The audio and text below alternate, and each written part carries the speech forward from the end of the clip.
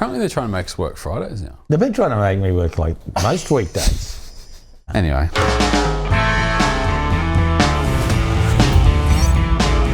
Welcome to Crim City. I'm Josh Hanrahan, Chief Reporter at the Daily Telegraph. I'm Mark Murray, Crime Editor of the Daily Telegraph. Moz, this is going to be the last episode of this current series of Crim City, Series 3. Yeah, unless something massively breaks, and we'll do a special episode. Yeah, it's been an interesting series. We've gone a bit left field with a couple of our interviews. We had a couple of fascinating characters sitting where we're sitting. Moody Tajua, former Nomads bikie, convicted killer. And Greg Gould. Who, there was so much we had to cut out of Greg's and Moody's, both of those. But they were both really interesting characters from different sides of the fence. And, to be fair, there's been a bit of a lull in very high profile shootings. I think in the last 12 months. Then while you're away, you decided to ring me 11:30 last Tuesday and say some high-profile guy's been shot. Yeah. Which was really good, because then you said, I'm going back to bed. It's up to you. Yeah. It was a beautiful change. So, my phone rang about 11:30 and you took last Tuesday night, was it? Last Tuesday night, 11:30, you decided to ring me. Yeah, and I hoped you were asleep, but unfortunately you were awake too. Yeah. An old man, we don't sleep a lot. No, I initially thought I was dreaming because I was on leave. Of me? No. Sorry, so why you rang me? Really, Josh? Oh, good Lord. Okay, sorry. I initially thought I was dreaming because I had my phone on Do Not Disturb.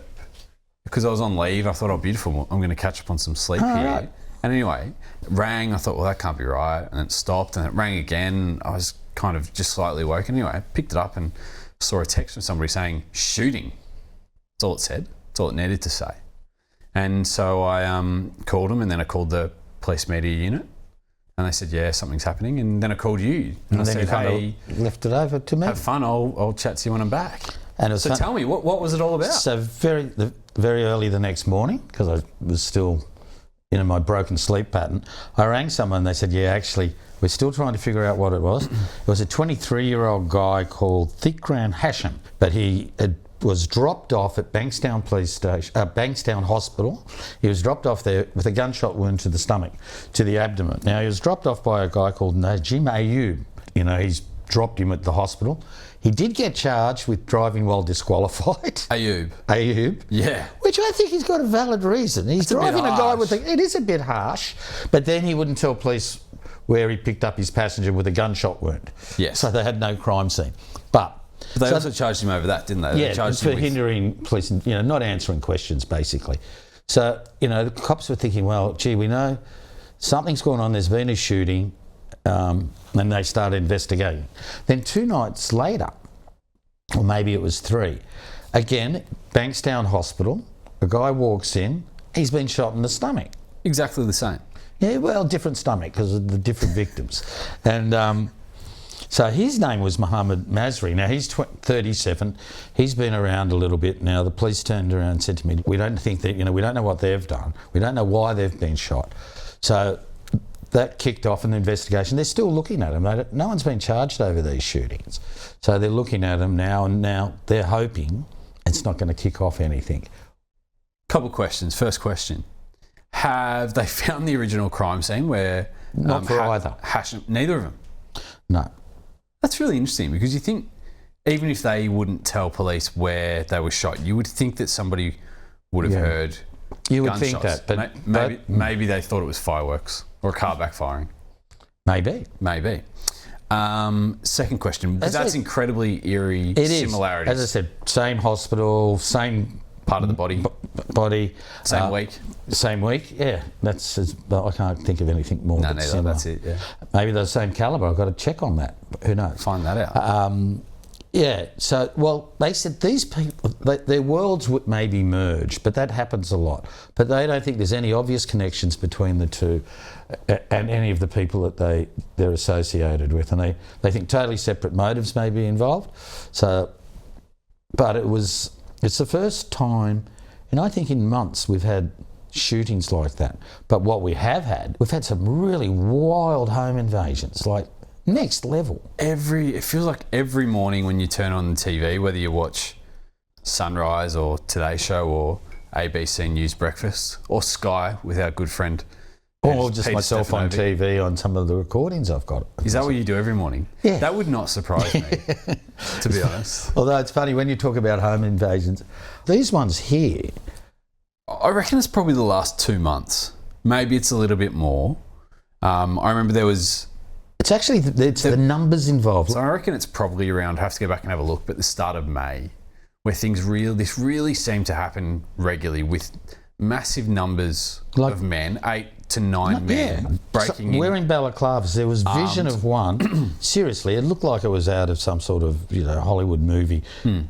9 people with balaclavas, all armed with some different weapons, going into an address. Now, that's not the sort of home invasions we've ever seen before. Not those sort of numbers.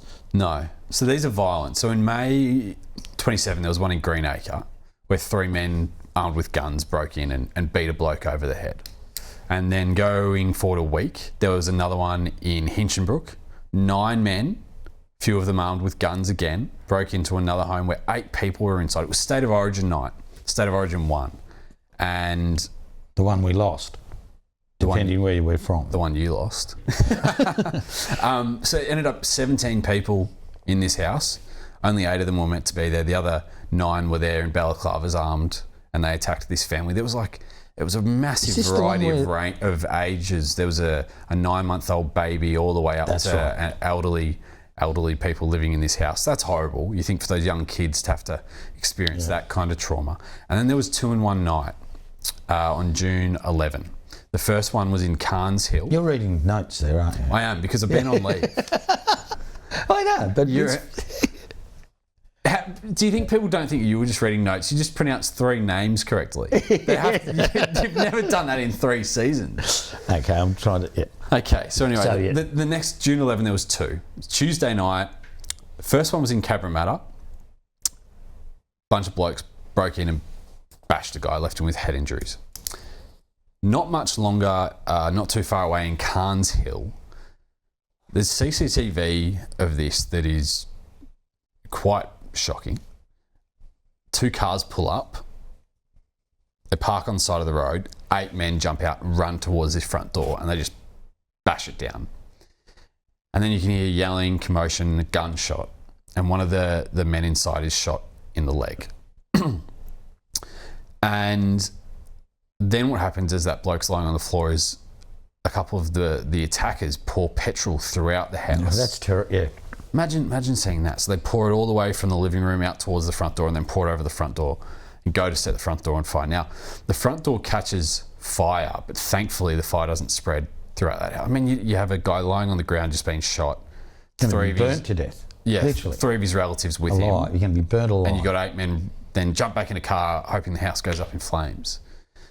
So that's a new level of violence. I mean, how often have we talked about a new level of violence? But this, we've gone from the kidnappings, shootings to kidnappings in our home. But going to burn somebody alive after shooting them and leaving them lying on the floor is that, again, there's up there with taking off fingers and toes like and pulling teeth out and things like that. And the other it's Mexican cartel stuff. With home invasions, what we've got to remember is when I was talking about those ones back in the 90s, stuff, people were terrified because people were going to come into their homes and steal things. Now, security's got next level and everything. Most of these are targeted, let's face it. They are normally gangs going into homes where they believe there are drug dealers, there's drugs, there's money, there's cash. Now, the big problem, danger, and it has happened, they go and get the wrong house. We've seen them shoot the wrong people. Well, you look at that one before with 8 people in the house, baby up to elderly grandparents. Indiscriminate. That's like another one which we haven't spoken about, and I'm not sure if you were around, but A. Honcho, also known as Ali Yunus, was in Parklea. He's in Parklea prison and we're waiting some trials. Now, he was there and getting ready to have a visitor. Yep. Now, A. Honcho, we know, is a well-known rapper. Yep. Big in the Marylands district and all around Australia, but that's where he hails from. And then visiting somebody else was a guy who was related to 1-4. Uh-huh. Knows 1-4. Anyway, a brawl ends up in prison. Yeah, in a holding cell. In a holding cell, people had to come and visiting area. Yeah, visiting area. Later the next day, the guy who was visiting, he's arrested and charged, basically with being involved in the alleged brawl in the jail.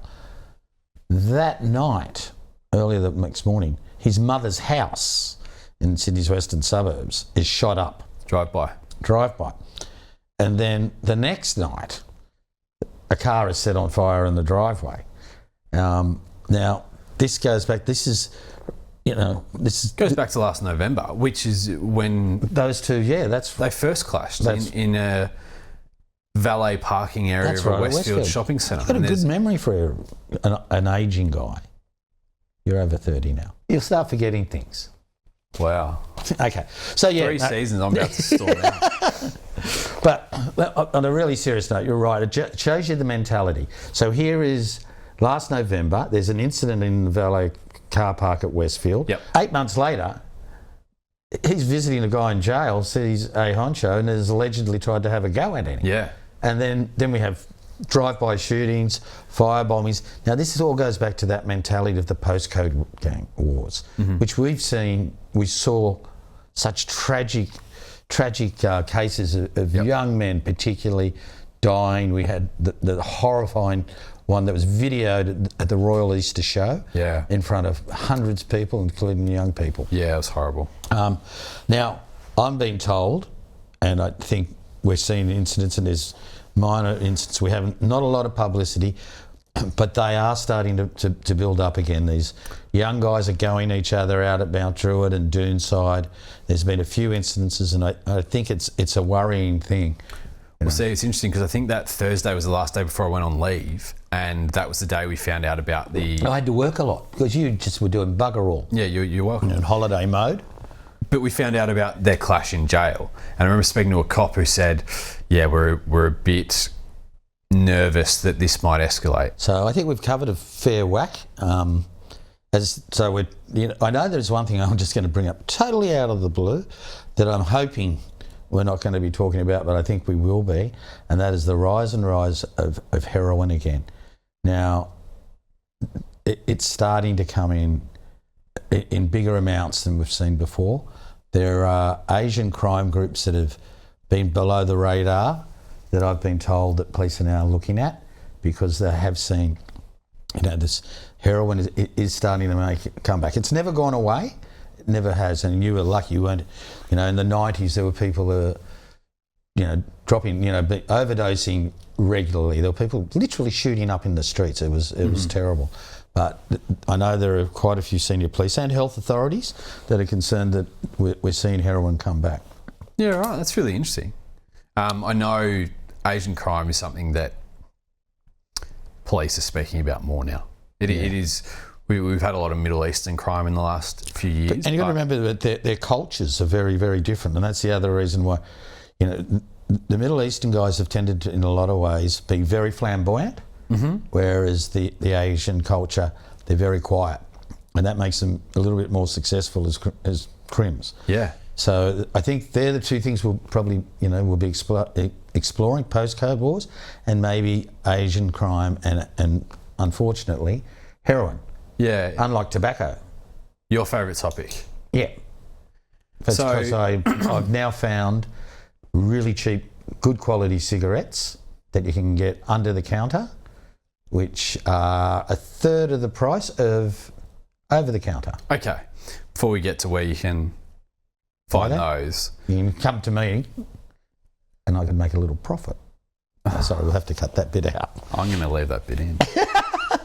The person that told me about what brand to buy, he was a retired former very high-ranking police officer that used to bust crime groups for importing illegal cigarettes. But it's just so expensive. And wow. Then the next guy, he's a criminal lawyer. Not a criminal lawyer, you know what I mean. He's a lawyer that looks after criminals. And he's a chain smoker. And he sent me a photo of the brand to ask for. And like my generation didn't really get to know how bad smoking was. They just only knew the good bits. And then you had all these people with these health campaigns trying to tell us ruin it. But no, we can't have that bit. No. So, but no. Sometimes I you could be forgiven for thinking that you don't know you're on a podcast. Yeah, I know. So anyway, I think this is maybe the first series we've got through without a fatal shooting. So touch wood, that continues. Yeah. So should we wrap it up now? I've got to get down to NCAT and I'm having a fight with somebody over a bill. Personal matter?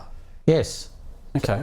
I've had to play lawyer and I've got my submission ready because I'm too cheap to pay for a lawyer. Doesn't surprise me. Yep. So maybe come back next season. I'll tell you how I go in this hearing. Moz's NCAT story. All right. Love it. Thanks heaps for listening to this season of Crim City. As we said, Moz, it's been a different one with a few guests and a few different stories. I know you had Clem in last week and we looked at the kidnappings from the war before that as well, but we hope it's been an interesting one. We'll be back again and we'll talk about whatever's happening in the world of crime in New South Wales and beyond. Thank you for your company, Mr. Murray. Thank you. It's been fun. It has been fun. Thank you, as always, to our executive producer, Dan Box, who, without him, this show wouldn't get off the ground every week. Thank you also to our editor for this season, Martin Peralta. And you can catch us daily at dailytelegraph.com.au or in the newspaper, weekly on TikTok. The Evening Star or the Bondi Hotel. No, can't say. Sorry, that's where you can probably catch us. Okay, sorry. Well, you can't catch me at the Aurora. I'm banned. You are banned from not really. Kind of banned. As I was saying. It's kind of self-imposed now. Okay, we'll start again. You can catch us daily, dailytelegraph.com.au or in the newspaper, weekly on TikTok, also on YouTube, and you can get this podcast wherever you got it today.